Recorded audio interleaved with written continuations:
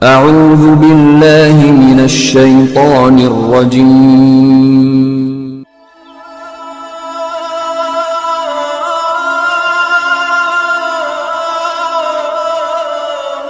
بسم الله الرحمن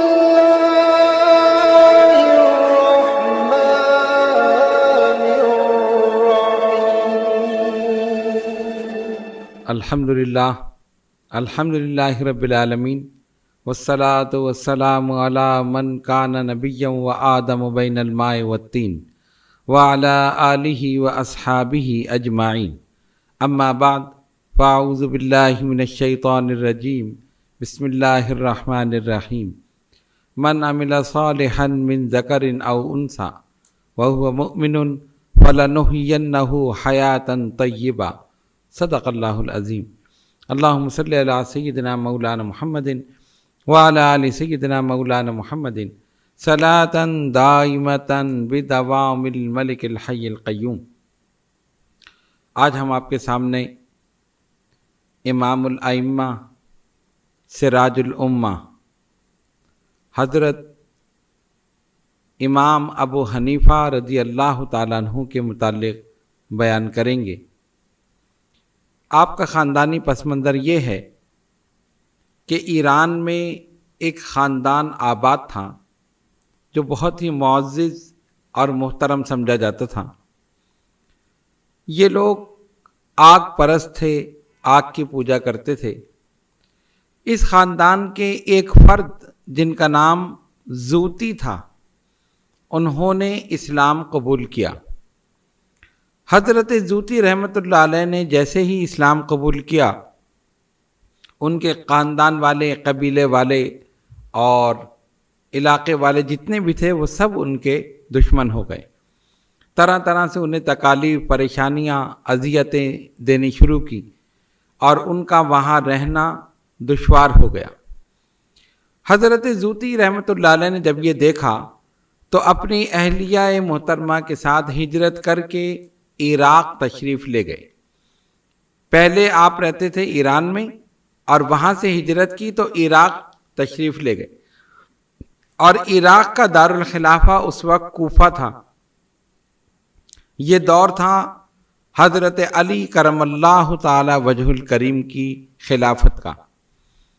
حضرت زوتی رحمۃ اللہ علیہ اپنی اہلیہ کے ساتھ کوفہ میں رہائش پذیر ہوئے اور حضرت علی شیر خدا رضی اللہ تعالیٰ عنہ کی بارگاہ میں حاضر ہوتے رہے۔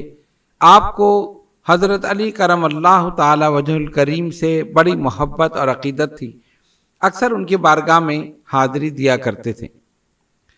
کچھ عرصے بعد اللہ تعالیٰ نے انہیں ایک فرزند سے نوازا۔ انہوں نے اپنے فرزند کا نام ثابت رکھا اور اس نومولود کو لے کر حضرت علی شیر خدا رضی اللہ تعالیٰ عنہ کی بارگاہ میں حاضر ہوئے۔ حضرت علی کرم اللہ تعالی وجہ الکریم نے اس بچے کو اپنی گود میں لیا، دعائیں دیں، اس کے سر پر شفقت اور محبت سے ہاتھ پھیرا۔ وقت گزرتا گیا، ثابت بڑے ہوئے، جوان ہوئے، ان کی شادی ہوئی اور اللہ تعالیٰ نے انہیں ایک فرزند سے نوازا۔ انہوں نے اس کا نام نعمان رکھا۔ یہ وہی عظیم شخصیت ہے جو آگے چل کر امام اعظم ابو حنیفہ رضی اللہ تعالیٰ عنہ کے لقب سے ملقب ہوئے اور پوری دنیا میں مشہور ہوئے۔ اسی لیے آپ کا نام ہے نعمان بن ثابت رضی اللہ تعالیٰ عنہ۔ ابو حنیفہ آپ کی کنیت ہے۔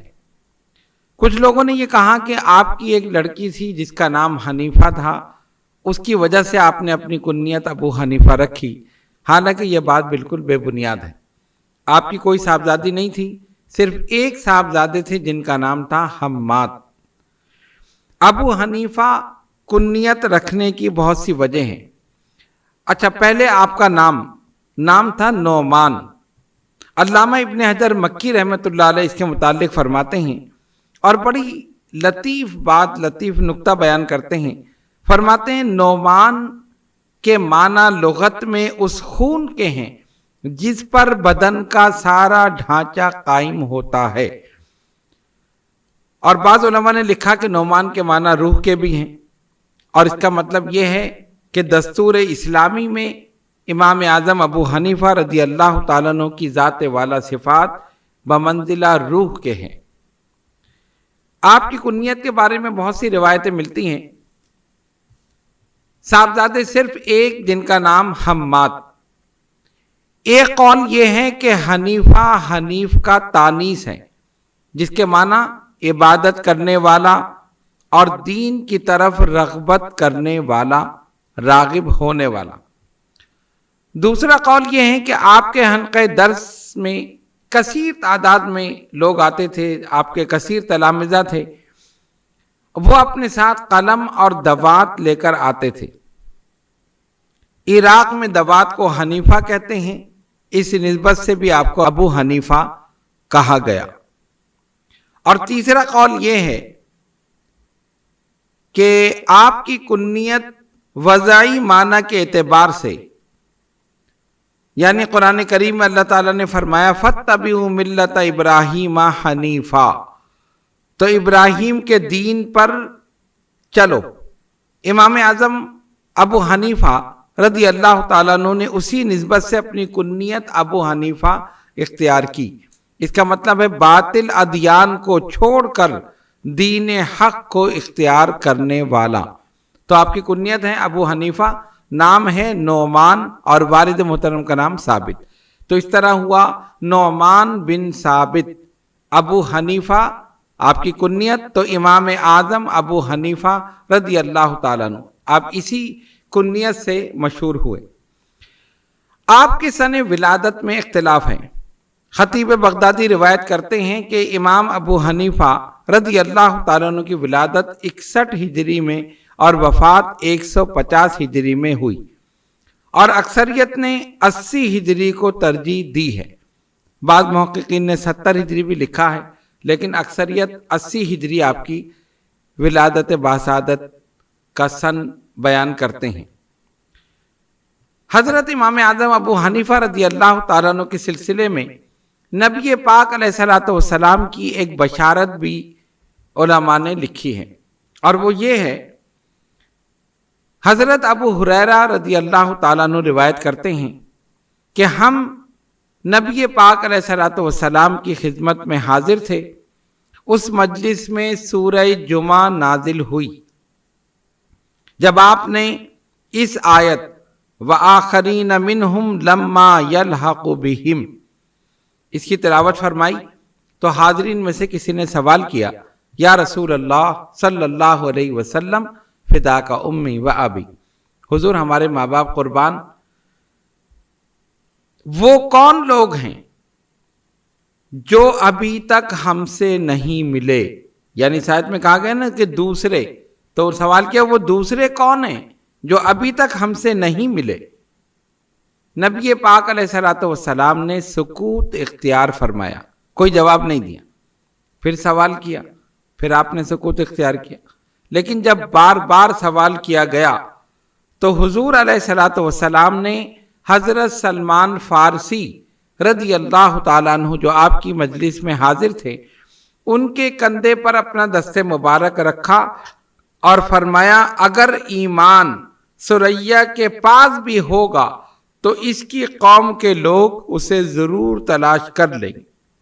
لو کان الایمان عند سریا لنالہ رجال، اس کی قوم کے لوگ اسے ضرور تلاش کر لیں گے۔ تو علماء نے یہ لکھا کہ اس سے مراد صرف اور صرف حضرت امام اعظم ابو حنیفہ رضی اللہ تعالیٰ عنہ ہی ہو سکتے ہیں، اور یقیناً ہے۔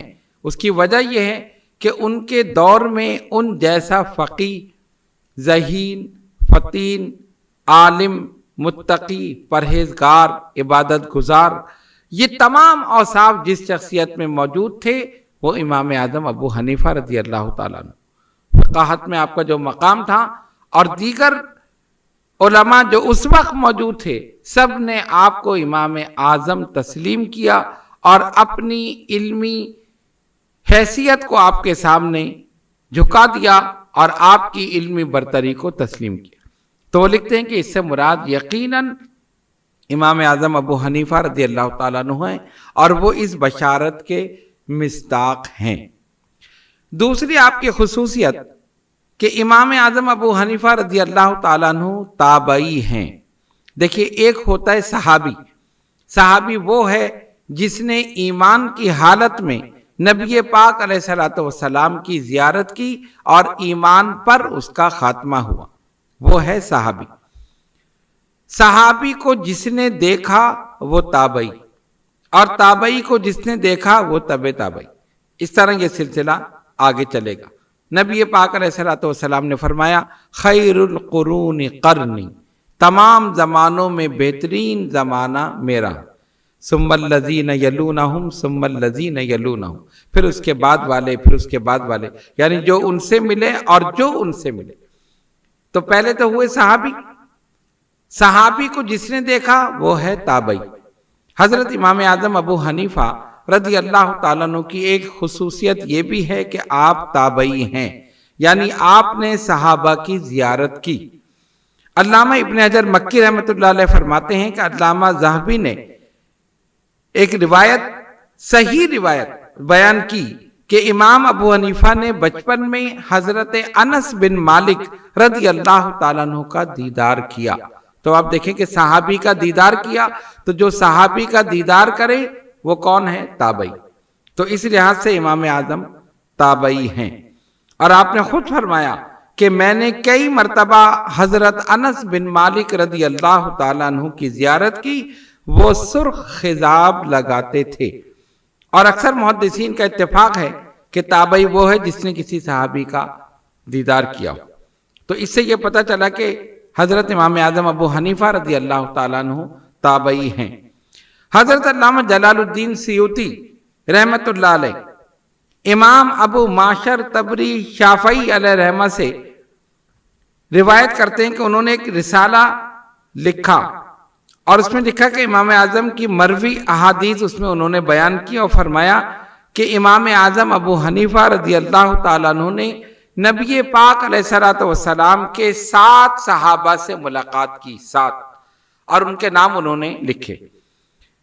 حضرت سیدنا انس بن مالک رضی اللہ تعالیٰ عنہ، حضرت سیدنا عبداللہ بن حارث رضی اللہ تعالیٰ عنہ، حضرت سیدنا جابر بن عبداللہ رضی اللہ تعالیٰ عنہ، حضرت سیدنا معقل بن یسار رضی اللہ تعالیٰ عنہ، حضرت سیدنا واصلہ بن الاسقا رضی اللہ تعالیٰ عنہ، حضرت سیدنا عبداللہ بن انیس رضی اللہ تعالیٰ عنہ، اور حضرت سیدتنا عائشہ بنت اجزد رضی اللہ تعالی عنہم اجمعین۔ یہ 7 صحابہ جن کی زیارت کی حضرت امام اعظم ابو حنیفہ رضی اللہ تعالی عنہ نے۔ اب آئیے اس کی تفصیل دیکھیں۔ وہ فرماتے ہیں کہ امام اعظم نے حضرت انس رضی اللہ تعالیٰ عنہ سے 3 حدیثیں، حضرت سیدنا واصلہ رضی اللہ تعالیٰ عنہ سے 2 حدیثیں، حضرت جابر، حضرت سیدنا عبداللہ بن انیس، حضرت سیدنا عائشہ بن اجزد اور حضرت سیدنا عبداللہ بن جزع، ان سے ایک حدیث روایت فرمائی۔ پھر فرماتے ہیں آپ نے سیدنا عبداللہ بن ابی اوفا رضی اللہ تعالیٰ عنہ سے بھی ایک حدیث روایت کی، اور یہ تمام احادیث ان طریقوں کے سوا بھی وارد ہوئی ہیں۔ 7 صحابہ سے حضرت امام اعظم ابو حنیفہ رضی اللہ تعالیٰ عنہ نے روایت کی، آپ کو یہ شرف حاصل ہوا ان کا دیدار، ان کی زیارت، ان کی صحبت، یہ سب آپ کو حاصل ہوئی۔ تو امام اعظم خود فرماتے ہیں کہ میں نے رسول اللہ صلی اللہ علیہ وسلم کے 7 صحابہ کی زیارت کی، میں ان سے ملا ہوں اور میں نے ان سے احادیث سنی ہے۔ یہ آپ کی خصوصیت۔ آپ کا خاندانی پیشہ جو تھا، ذریعہ معاش، وہ تجارت تھا۔ ابتدائی تعلیم حاصل کرنے کے بعد تجارت کی جانب متوجہ ہو گئے، اور جو خاندانی پیشہ تھا، ذریعہ معاش تھا، وہی آپ نے اختیار کیا۔ روایت میں آتا ہے کہ ایک دن ایک بازار سے گزر رہے تھے تو کوفہ کے مشہور امام حضرت امام شعبی رحمت اللہ علیہ، ان سے ملاقات ہو گئی۔ انہوں نے آپ کے چہرے مبارک کو بڑے غور سے دیکھا۔ اب پوچھا، بیٹا کیا کام کرتے ہو؟ امام اعظم فرماتے ہیں کہ میں نے عرض کی، بازار میں کاروبار کرتا ہوں۔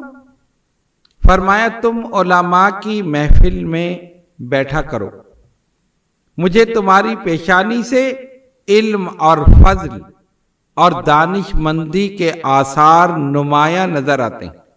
آپ دیکھیے، پیشانی کو دیکھ کر بتا دینا، یہ بہت سے بزرگان دین، اولیاء کاملین کے واقعات میں ہمیں ملتا ہے۔ آپ نے یہ بھی سنا ہوگا کہ گزشتہ انبیاء کرام علیہ السلام کی امتوں میں جب کوئی شخص رات میں کوئی گناہ کرتا تھا تو صبح اس کی پیشانی پر وہی لکھا ہوا آ جاتا۔ مثلا اس نے اگر چوری کی ہے تو پیشانی پہ لکھا ہے چور، اگر اس نے شراب پی ہے تو پیشانی پہ لکھا ہے شرابی، اگر زنا کیا ہے تو پیشانی پہ لکھا ہے زانی۔ غرض یہ کہ جو کام اس نے رات میں کیا گناہ، وہی پیشانی پر لکھا آ گیا۔ یہ تو صدقہ ہے جناب رسول اللہ صلی اللہ علیہ وسلم کا کہ اس امت یعنی امت محمدیہ صلی اللہ علیہ وسلم رات میں کچھ بھی کرے، صبح پیشانی اس کی صاف ہوتی۔ اللہ تعالیٰ نے اپنے حبیب صلی اللہ علیہ وسلم کے صدقے میں پردہ پوشی فرمائی۔ کوئی نہیں جانتا کہ اس نے رات میں کیا کیا۔ اگر وہ توبہ کر لے، خالق کائنات اس کے گناہوں کو معاف فرما دے گا۔ اچھا، اب لکھا ہوا نہیں ہوتا، لیکن ہم یہ کہتے ہیں کہ لکھا ہوا اب بھی ہوتا ہے، لیکن پڑھنے کے لیے نگاہ بصیرت چاہیے، روحانی باطنی نظر چاہیے۔ آپ دیکھتے ہیں نا، نجابت کے آثار، ذہانت و فطانت کے آثار، دانش مندی کے آثار پیشانی سے ظاہر۔ امام ربانی مجدد الفسانی حضرت شیخ احمد سرہندی فاروقی رحمت اللہ تعالی علیہ ونور اللہ مرقدہ، روایت میں آتا ہے کہ آپ کے صاحبزادے جس عالم سے، جس استاد سے پڑھتے تھے، تو امام ربانی نے فرمایا، بیٹا میں نے تمہارے استاد کی پیشانی پر شقی لکھا ہوا دیکھا۔ صاحبزادے پریشان ہوئے، کہا ابا جان پھر آپ دعا کیجئے کہ ان کی شقاوت سعادت سے بدل جائے۔ فرمایا ٹھیک ہے، ہم دعا کریں گے۔ پھر آپ نے دعا بھی فرمائی اور اس کے بعد فرمایا کہ اب میں نے ان کی پیشانی پر سعید یعنی نیک بخت یہ لکھا ہوا دیکھا۔ تو میرے بزرگوں اور دوستوں، اس سے یہ پتا چلا کہ پیشانی پر آج بھی لکھا ہوتا ہے، لیکن اسے پڑھنے کے لیے باطنی نظر چاہیے۔ حضرت امام شعبی رحمت اللہ تعالی علیہ نے امام اعظم ابو حنیفہ کی پیشانی کو دیکھ کر ذہانت و فطانت، نجابت، دانش مندی، اس کے آثار پڑھ لیے کہ آگے چل کر یہ لڑکا علم اور فضل کے ایک بلند مقام پر پہنچے گا۔ فرمایا تم علماء کی مجلس میں بیٹھا کرو۔ امام اعظم فرماتے ہیں کہ اس کے بعد ان کا یہ جملہ میرے ذہن میں بیٹھ گیا۔ میں رات میں سونے کے لیے لیٹا، بار بار یہی جملہ میرے ذہن میں آتا رہا اور میں سوچتا رہا کہ انہوں نے کیا کہا۔ بالآخر میں نے یہ فیصلہ کر لیا کہ اب مجھے علماء کی صحبت میں بیٹھنا چاہیے اور علم دین حاصل کرنا چاہیے۔ ایک اور روایت بھی اس سلسلے میں آتی ہے جو آپ کے اس طرف آنے کا سبب ہوئی۔ امام اعظم نے ایک عجیب و غریب خواب دیکھا۔ آپ نے یہ دیکھا کہ نبی پاک علیہ الصلوۃ والسلام کی قبر مبارک روضہ انور جو ہے یہ میں کھود رہا ہوں۔ اس کی تعبیر پوچھنے کے لیے امام ابن سیرین جو اس زمانے کے بہت بڑے معبر تھے ان کی خدمت میں حاضر ہوئے اور ان سے پوچھا تو انہوں نے فرمایا کہ تم نبی پاک علیہ الصلوۃ والسلام کی احادیث کو جمع کرو گے اور اس سے عالم اسلام کو آگاہی حاصل ہوگی، ایک دستور ملے گا اور دیگر چیزیں بیان فرمائیں۔ تو علماء نے لکھا کہ یہ خواب بھی اس بات کا سبب بنا کہ آپ اس طرف راغب ہوئے، علم دین کی طرف، خصوصاً احادیث کی ترویج و اشاعت کی طرف۔ آپ نے سب سے پہلے اس زمانے کے ایک بہت بڑے محدث امام حماد جن کا بڑا چرچا تھا اور ان کا حلقہ درس بہت مشہور تھا، ان کی خدمت میں آپ حاضر ہوئے اور پڑھنا شروع کیا۔ دیگر تلامذہ سوال کرتے تھے لیکن آپ کی خصوصیت یہ تھی کہ جب بھی آپ سوال کرتے تھے وہ سوال ہی آپ کی ذہانت و فطانت کی گواہی دیتا تھا۔ امام حماد نے دیکھا کہ واقعی یہ میرا شاگرد ان تمام تلامذہ میں سب سے زیادہ ذہین و فطین ہے۔ فرمایا کہ ابو حنیفہ تم آگے بیٹھا کرو۔ آپ نے ان کو سب سے آگے بٹھایا، کبھی بھی بے معنی سوال نہیں کیا، فضول بات نہیں کی، ہمیشہ خاموش رہتے تھے۔ استاد محترم جو پڑھاتے تھے گویا وہ آپ کے قلب اور ذہن میں اتر جاتا۔ اللہ تعالیٰ نے ایسی ذہانت اور فطانت آپ کو عطا فرمائی تھی اور ایسا غضب کا حافظہ آپ کو عطا فرمایا۔ حضرت حماد کے درس میں آپ شامل رہے اور کسی کام سے جب ان کو جانے کا اتفاق ہوا تو کہا کہ ابو حنیفہ تم میری جگہ بیٹھ جاؤ اور تم ان کو پڑھاؤ۔ آپ غور کر سکتے ہیں کہ تمام تلامذہ میں جس کا انتخاب امام حماد نے کیا اور ان کی نظر پڑی وہ حضرت امام اعظم ابو حنیفہ رضی اللہ تعالیٰ، ورنہ حلقہ درس بہت بڑا تھا، اتنے کثیر تعداد میں تلامذہ، تو کسی ایسے ہی عام آدمی کو تو بٹھا نہیں سکتے تھے، عام شاگرد کو۔ وہ جانتے تھے کہ ان کے اندر علم ہے، قابلیت ہے، ذہانت ہے، فطانت ہے، متانت ہے، سنجیدگی ہے، اسی لیے کہا کہ ابو حنیفہ تم میری جگہ بیٹھو۔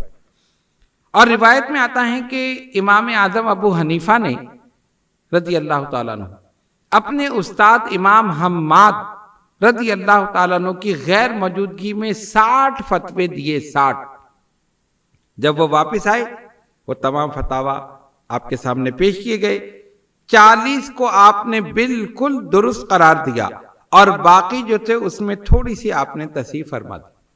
اس سے یہ پتہ چلتا ہے کہ حضرت امام اعظم ابو حنیفہ رضی اللہ تعالیٰ عنہ کا علم تمام تلامذہ میں، حضرت حماد کے تمام تلامذہ میں سب سے بڑھ کر تھا۔ سلسلہ چلتا رہا۔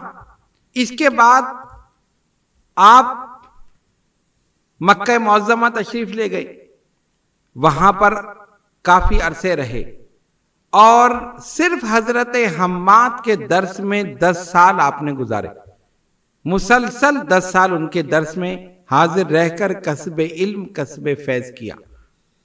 مکہ معظمہ کے بڑے بڑے علماء، حضرت عطا بن ابی رباح، ان کا حلقہ بہت وسیع تھا اور مشہور تابعی تھے، ان کی بارگاہ میں بھی حاضر ہوئے۔ جہاں آپ کو یہ علم ہوتا کہ اس مقام پر کوئی محدث، کوئی تابعی، کوئی بڑا عالم موجود ہے، فوراً اس کی خدمت میں حاضر ہو جاتا ہے۔ وہاں پر آپ نے علم حاصل کیا اور وہاں بھی آپ کے علم کی وجہ سے آپ کی بڑی قدر ہوئی، عزت اور منزلت آپ کو حاصل ہوئی اور مکہ معظمہ کے بڑے بڑے علماء نے آپ کو عزت کی نگاہ سے دیکھا۔ اس کے بعد حصول علم کے لیے جو تڑپ ایک آپ کے دل میں تھی، وہ تڑپ آپ کو مدینہ منورہ لے آئی۔ وہاں پر آپ نے بڑے بڑے جلیل القدر محدثین کی خدمت میں رہ کر علم حاصل کیا، حدیث کا، فقہ کا اور دیگر علوم آپ نے حاصل کیے۔ روایت میں یہ آیا کہ حضرت امام اعظم ابو حنیفہ رضی اللہ تعالیٰ عنہ نے 4000 بڑے بڑے محدثین سے آپ نے علم حاصل کیا اور پھر اس علم کو آپ نے آگے بڑھایا۔ زہد و تقوی کا یہ حال تھا کہ علم کے ساتھ ساتھ جو آپ کا خاندانی پیشہ تھا، کاروبار تھا، ذریعہ معاش تھا، کپڑے کا، وہ جاری تھا۔ ایک مرتبہ ایک مقام پر تشریف لے جا رہے تھے تو جو خادم تھا جو دکان پر، جس کو آج کی زبان میں آپ سیل مین کہیں، اس سے فرمایا کہ میں جا رہا ہوں، یہ مال یہاں پر ہے، جو بھی گاہک آئے اسے بیچ دینا، لیکن اس کی خوبی خامی اسے بتا دینا۔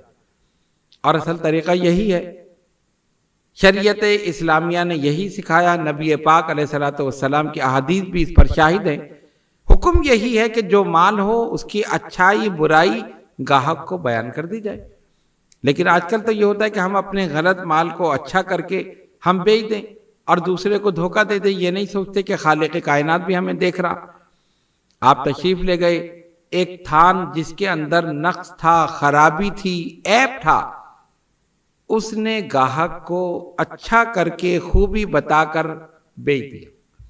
بظاہر دیکھنے میں صحیح لگ رہا، ظاہر ایک پیک مال ہو تو آدمی کو پتہ نہیں کہ اس کے اندر کیا خرابی، زیادہ قیمت اس سے وصول کر لی، اس نے قیمت ادا کر دی، وہ چلا گیا۔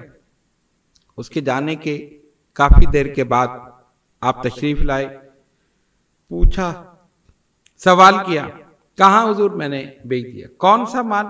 فلاں تھان، اس میں جو خرابی تھی تم نے بتائی؟ کہا نہیں۔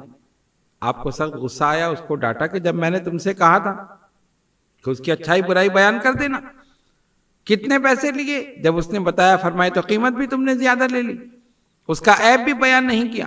فوراً دوڑ کر جاؤ، گاہک ابھی زیادہ دور نہیں گیا ہوگا، اس کو پکڑ کر لاؤ، جو زیادہ قیمت ہے اسے واپس دو، اور اس تھان کی، اس کپڑے کی اچھائی برائی، اس کا عیب جو بھی ہے اسے بیان کر دو۔ اس نے کہا نہیں حضرت، وہ تو کسی دوسرے شہر سے آیا تھا اور اسی وقت وہ مال لے کر روانہ ہو گیا۔ آپ کو سخت افسوس ہوا، سوچتے رہے۔ اب آپ دیکھیے امام اعظم کا تقوی، خشیت الہی جو ان کے دل میں راسخ تھی۔ 80 تھانوں کی قیمت آپ نے راہ خدا میں خیرات کر دی، صرف اس لیے کہ قیامت کے دن مجھ سے نہ پوچھا جائے۔ حالانکہ ان کے حکم سے یہ نہیں ہوا تھا، جس نے کیا تھا وہ تو ان کا خادم تھا اور اس نے اپنی مرضی سے کیا تھا، لیکن آپ نے اس چیز کو اپنے اوپر لیا کہ میری دکان تھی، میرا مال تھا، میرے خادم نے کیا، اگر قیامت کے دن خالق کائنات مجھ سے سوال کرے گا تو میں کیا جواب دوں؟ اتنا تقوی، اتنی خشیت الہی آج کس کے دل میں ہو؟ یہ ہے امام اعظم ابو حنیفہ رضی اللہ تعالیٰ عنہ کا تقوی، پرہیزگاری، خشیت الہی جو ان کے دل میں راسخ ہو چکی تھی۔ علم اور فضل کے بعد تقوی، پرہیزگاری اور عبادت و ریاضت بھی اتنی ہی تھی کہ ہر روز رات میں 2 رکعت نفل کی نیت باندھتے تھے اور 1 کلام پاک ختم فرماتے۔ 40 سال عشاء کے وضو سے فجر کی نماز آپ نے پڑھی، امام اعظم ابو حنیفہ رضی اللہ تعالیٰ عنہ، اور اس میں آنکھوں سے آنسو جاری ہوتے تھے، مسلسل روتے رہتے تھے، یہاں تک کہ آپ کی ریش مبارک آنسوؤں سے تر ہو جاتی۔ یہ آپ کا تقوی تھا اور یہ آپ کی پرہیزگاری تھی۔ 55 حج امام اعظم ابو حنیفہ نے کیے، 55 حج، غور کیجئے، جو ایک حج کرے حج مقبول، حدیث شریف کے مطابق جب وہ حج کر کے آتا ہے تو ایسا ہے کہ اس نے کوئی گناہ کیا ہی نہیں، جیسے آج ہی وہ پیدا ہوا۔ اور جس نے 55 حج کیے ہوں اس کے مقام اور مرتبے اور اس کے اجر و ثواب کا اندازہ کون کر سکتا ہے؟ اور ایک روایت میں یہ آیا کہ جب آپ آخری حج ادا فرمانے کے لیے مکہ معظمہ پہنچے تو بیت اللہ کے کلید بردار جو آپ کو جانتا تھا فرمایا کہ میرے لیے دروازہ کھل سکتا ہے؟ اس نے کہا ہاں کھل سکتا ہے۔ بیت اللہ کا دروازہ کھول دیا، آپ اندر تشریف لے گئے، 2 ستونوں کے درمیان کھڑے ہو کر 2 رکعت نفل کی نیت باندھی اور 1 کلام پاک 2 رکعت میں بیت اللہ کے اندر آپ نے مکمل کیا۔ فرماتے ہیں کہ جب میں نے وہ کلام پاک مکمل کیا 2 رکعت نفل میں، تو کونے پہ سے غیب سے آواز آئی، بیت اللہ کے کونے سے، ابو حنیفہ تم نے بہت اچھی طرح ہماری معرفت حاصل کر لی، ہم نے تمہیں بھی بخشا اور قیامت تک جو بھی تمہارے طریقے پر چلے گا اسے بھی بخشا۔ یہ بشارت ہے امام اعظم ابو حنیفہ رضی اللہ تعالیٰ عنہ کے لیے، اور ان کے صدقے میں ہم حنفیوں کے لیے بھی، کہ اگر ہم صحیح طرح ان کے پیروکار بنیں اور ان کے فقہ پر عمل کریں، انشاءاللہ تعالیٰ اللہ کی رحمت سے امید ہے کہ وہ اپنے حبیب پاک صاحب لولاک صلی اللہ علیہ وسلم کے صدقے میں ہم سب کے گناہوں کو بھی معاف کر دے گا اور بخش دے گا انشاءاللہ تعالیٰ۔ اللہ تبارک و تعالیٰ ہم سب کو عمل کی توفیق عطا فرمائے۔ امام اعظم ابو حنیفہ رضی اللہ تعالیٰ عنہ کو اللہ نے عظیم الشان ذہانت اور فطانت عطا فرمائی۔ وہ مسائل جن میں اس دور کے علماء عاجز ہو گئے اور انہوں نے کہہ دیا کہ اس جواب کے علاوہ اس مسئلے کا کوئی جواب ہو ہی نہیں سکتا، امام اعظم نے الگ جواب دیا اور مسئلے کو منٹوں میں حل کر دیا۔ ایک مسئلہ آیا کہ ایک شوہر نے بیوی سے کہا، میں اس بات پر قسم کھاتا ہوں کہ جب تک تو مجھ سے کلام نہیں کرے گی میں تجھ سے کلام نہیں کروں۔ قسم کھا دی۔ بیوی نے یہ سنا، اس نے بھی اسی طرح کی قسم کھا دی، جب تک تو مجھ سے کلام نہیں کرے گا میں تجھ سے کلام نہیں کروں۔ اب دونوں خاموش بیٹھے۔ اب ظاہر ہے قسم تو کھا لی لیکن سوچا نہیں کہ اس کا نتیجہ کیا ہوگا۔ اب قسم ٹوٹے گی، گناہ ہوگا، کفارہ دینا پڑے گا، جاؤ علماء کے پاس پوچھو۔ لوگوں کی کیفیت یہی ہے کہ پہلے کام کر لیتے بعد میں علماء کے پاس جاتے۔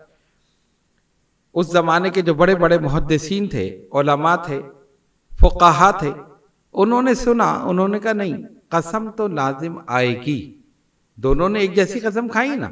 شوہر نے کہا جب تک تو کلام نہیں کرے گا تو میں نہیں کروں، اور بیوی نے کہا جب تک تو نہیں کرے گا میں نہیں کروں گی۔ تو یہ تو مسئلہ کیسے حل ہوگا؟ اس کا کوئی جواب نہیں ہے، کوئی حل نہیں۔ قسم لازم آئے گی دونوں پر، کفارہ ہوگا، قسم تو ٹوٹے گی، کلام تو دونوں کریں گے آپس میں، یا پھر کلام ہی نہ کریں۔ امام اعظم ابو حنیفہ رضی اللہ تعالیٰ عنہ کے پاس مسئلہ آیا، آپ نے فرمایا یہ بات کر لیں، کسی پر کوئی قسم کوئی کفارہ نہیں ہوگا۔ علماء حیران ہیں، ابو حنیفہ نے یہ کیسے کہہ دیا؟ جاؤ جا کر ان سے پوچھو، انہوں نے کوئی سوچا نہیں، بغیر سوچے سمجھے فیصلہ کر دیا۔ پھر آپ کے پاس آئے، آپ نے فرمایا بھائی میں کہہ رہا ہوں نا کوئی مسئلہ نہیں، شوہر کو چاہیے کہ وہ بات کر لے، باقی مسئلہ حل ہو جائے۔ ان کا کیسے؟ علماء کہتے ہیں کہ نہیں، دونوں نے قسم کھائی ہے۔ فرمایا اچھا سنو، شوہر نے کیا کہا؟ شوہر نے کہا نا جب تک تو مجھ سے کلام نہیں کرے گی میں نہیں کروں گا، یہی کہا؟ انہوں نے کہا جی یہی کہا۔ کہ اس کے بعد بیوی نے کیا کہا؟ بیوی نے کہا جب تک تو نہیں کرے گا تو میں نہیں کروں گی۔ تو جب پہلے شوہر نے قسم کھائی تو بیوی نے کلام کیا یا نہیں کیا؟ بیوی نے کلام کیا نا، تو اس کی قسم تو پوری ہو گئی۔ اور جب بیوی نے کہا کہ جب تک تو نہیں کرے گا تو میں نہیں کروں گی، تو اس کو چاہیے یہ کلام کر لے، دونوں کی قسم پوری ہو جائے۔ لوگوں نے یہ سنا، علماء نے، تو سب سر پکڑ کر رہ گئے اور کہا کہ واقعی ابو حنیفہ، اللہ نے علم اور فضل کے جو دروازے تمہارے اوپر کھولے ہیں، خدا کی قسم وہ کسی پر نہیں کھولے۔ اسی طرح کا ایک واقعہ پیش آیا کہ ایک شخص کی 2 بیویاں تھیں، ایک ہی گھر میں رکھا، ایک اوپر اور ایک نیچے۔ جب صاحب بہادر آئے اور اوپر چڑھنے لگے تو نیچے والی نے ٹانگ پکڑی کہ کہاں جا رہے ہو؟ اوپر والی نے دیکھا تو اس نے ہاتھ پکڑ لیا کہ نہیں یہاں پر آؤ۔ اب نیچے والی نیچے کھینچتی ہے، اوپر والی اوپر کھینچتی۔ ان کو غصہ آیا، انہوں نے اوپر دیکھ کے کہا تیرے پاس اوپر آؤں تو تجھ پہ 3 طلاق، اور نیچے والی سے کہا تیرے پاس نیچے جاؤں تو تجھ پہ 3 طلاق۔ دونوں کو طلاق دے دی۔ اگر اوپر تیرے پاس آؤں تو تجھ پہ 3 طلاق، اور نیچے دے کر کہا نیچے تیرے پاس آؤں تو تجھ پہ 3 طلاق۔ اب بیچ میں کھڑے ہیں، اب کہیں نہ کہیں تو جانا ہے، اوپر جائیں تو اس پہ طلاق ہوگی، نیچے جائیں تو اس پہ، یعنی جس کے پاس جائیں گے شرط ہی ایسی لگا دی کہ طلاق ہو جائے گی۔ پھر بھیجا لوگوں کو، علماء کے پاس گئے، علماء نے یہی فتویٰ دیا ایک نہ ایک پہ طلاق ہوگی۔ اب غصے میں کہہ دیا لیکن چھوڑنا چاہتے نہیں دونوں کو۔ علماء سے کوئی صورت نکل آئے، کہا نہیں کوئی صورت نہیں نکل سکتی، تو نے بات ہی ایسی کہہ دی، شرط ایسی لگا دی۔ آخر میں امام اعظم ابو حنیفہ رضی اللہ تعالیٰ عنہ کی بارگاہ میں جب لوگ یہ مسئلہ لے کر گئے کہ بھئی یہ مسئلہ ہے، وہ بیٹھا ہے بیچ میں، کیا کرنا چاہیے؟ فرمایا کسی پہ بھی طلاق نہیں ہو۔ پھر وہی بات علماء نے کہا کہ بھئی یہ عجیب آدمی، یہ کیسی بات کر رہے ہیں؟ شرط ایسی لگائی ہے، اس شرط میں تو ایک نہ ایک پر طلاق ہوگی۔ آپ نے فرمایا سنو، اس کے الفاظ کیا تھے؟ کہا الفاظ یہ تھے، اس نے اوپر دیکھ کر کہا جو اوپر بیوی تھی کہ اگر اوپر تیرے پاس آؤں تو تجھ پہ 3 طلاق۔ کہا یہی تھا نا؟ اور نیچے والی سے کیا کہا؟ کہا نیچے دیکھ کر کہا اگر نیچے تیرے پاس آؤں تو تجھ پہ 3 طلاق۔ فرمایا جو اوپر ہے اس کو نیچے لے آؤ، جو نیچے ہے اس کو اوپر لے جاؤ۔ اب یہ کیا ہے، اوپر جائے یا نیچے جائے، نہ اوپر والی پہ طلاق نہ نیچے والی پہ۔ یہ ہے امام اعظم کا فتویٰ، یہ ہے ان کی ذہانت اور فطانت۔ اللہ تعالیٰ نے ایسا علم انہیں عطا فرمایا تھا کہ بڑے بڑے محدثین، بڑے بڑے مفسرین، متکلمین یہ کہتے تھے کہ امام اعظم ابو حنیفہ کا علم ایسا ہے کہ خدا کی قسم اگر وہ لوہے کو سونا ثابت کرنا چاہیں اپنے علم سے کر سکتے ہیں کہ واقعی یہ سونا۔ اللہ نے ایسا علم ان کو عطا فرمایا تھا۔ آپ نے جس قدر فقہی مسائل بیان فرمائے ان کی تعداد 12,70,000 سے زائد ہے۔ غور کیجئے، 12,70,000 سے زائد مسائل، فقہی مسائل امام اعظم ابو حنیفہ رضی اللہ تعالیٰ عنہ نے بیان فرمائے۔ تقوی، پرہیزگاری، طہارت، پاکیزگی، احقاق حق، ابطال باطل اور احترام سادات۔ اہل بیت سے آپ کو بڑی محبت تھی۔ بنو امیہ کا دور اور بنو عباس کا دور بھی امام اعظم ابو حنیفہ رضی اللہ تعالیٰ عنہ نے دیکھا، اور آپ ہمیشہ سادات کا ادب کرتے تھے، احترام کرتے تھے، عزت کرتے تھے۔ اور جو یہ بنو امیہ، بنو عباس نے جو اہل بیت پر ظلم و ستم کیے، آپ ہمیشہ ان سے نالا رہتے تھے اور ان کے خلاف ہی آپ نے بات کی کہ یہ حکومت جو کچھ کر رہی ہے اہل بیت کے ساتھ، اہل بیت اطہار کے ساتھ، یہ بالکل غلط ہے۔ بہت سے فتوے بھی آپ نے حکومت وقت کے خلاف دیے۔ چنانچہ انہوں نے عباسی خلیفہ، اس نے یہ دیکھا کہ ان کو کس طرح راستے سے ہٹایا جائے۔ ویسے ہٹانا ناممکن تھا، تو اس نے ایک بہانہ تراشا اور آپ کو اپنے دربار میں بلا کر کہا ابو حنیفہ ہم تمہیں قاضی القضاء بنانا چاہتے ہیں، یعنی آج کی زبان میں آپ کہیں چیف جسٹس، سب سے بڑا عہدہ، ایک بڑا محل ہوگا، محافظ ہوں گے، ٹھیک ٹھاک تنخواہ ہوگی، یہ ساری مراد ہم تمہیں دیں گے۔ یہ صرف ایک بہانہ تھا، اصل میں تو وہ آپ کا دشمن تھا اور اہل بیت کا بھی دشمن تھا، اور آپ اہل بیت کی ہمیشہ حمایت فرماتے تھے۔ یہ بہانہ اس نے تراشا، وہ جانتا تھا کہ کبھی بھی آپ یہ عہدہ قبول نہیں فرمائیں، اور امام اعظم بہت اچھی طرح جانتے تھے اگر میں نے یہ عہدہ قبول کر لیا تو حکومت وقت کے ایما پر اس کی مرضی سے مجھے فیصلے کرنے پڑیں گے۔ وہ سادات کے خلاف بھی فیصلہ کرا سکتے، کسی اور کے خلاف بھی کرا سکتے ہیں، یعنی پھر آدمی ایک ڈمی بن کر رہ جاتا، اور اس دور میں یہی ہو رہا تھا۔ آپ نے فرمایا میں اپنے آپ کو اس قابل نہیں سمجھتا۔ خلیفہ نے کہا ابو حنیفہ تم جھوٹ بول رہے ہو۔ فرمایا جھوٹا شخص تو ویسے بھی اس لائق نہیں ہوتا کہ اسے بنایا جائے۔ اب وہ خاموش ہو گیا، لیکن بدبخت آپ کو بار بار کہتا رہا، آپ انکار کرتے رہے۔ اس نے کہا ان کو قید کر دو۔ آپ کو جیل میں بند کر دیا گیا۔ پھر جیل میں کچھ لوگوں کو بھیجا گیا کہ جا کر انہیں سمجھاؤ، انہیں بتاؤ کہ یہ بات مان لیں۔ لوگ آتے رہے کئی روز تک، آپ کا ایک ہی جواب تھا، استقامت کے ساتھ اس پر قائم رہے کہ میں یہ عہدہ قبول نہیں کروں گا۔ پھر وہ بدبخت جو تھا اپنی بدبختی پر اور ظلم و ستم پر اتر آیا اور کہا کہ روزانہ ان کو کوڑے لگائے جائیں۔ 10 روز تک مسلسل آپ کو کوڑے لگائے گئے۔ وہ عظیم ہستی جس کے ہزاروں لاکھوں شاگرد تھے، جس کے علم اور فضل کو وقت کے جید علماء نے تسلیم کیا تھا، جس پر اللہ نے علم و فضل کے دروازے کھول دیے تھے، جو طہارت اور پاکیزگی کا مجسمہ تھا، جو تقوی و پرہیزگاری کا مجسمہ تھا، یہ تمام فضائل ہونے کے باوجود اس بدبخت نے آپ پر اتنا ظلم کیا کہ روزانہ کوڑے لگائے گئے 10 روز تک۔ یہاں تک کہ خون جسم مبارک سے بہہ کر پنڈلیوں سے نیچے تک چلا جاتا. اتنی تکلیف آپ نے اٹھائی اور اس کے بعد پوچھا جاتا آپ کیا کہتے ہو؟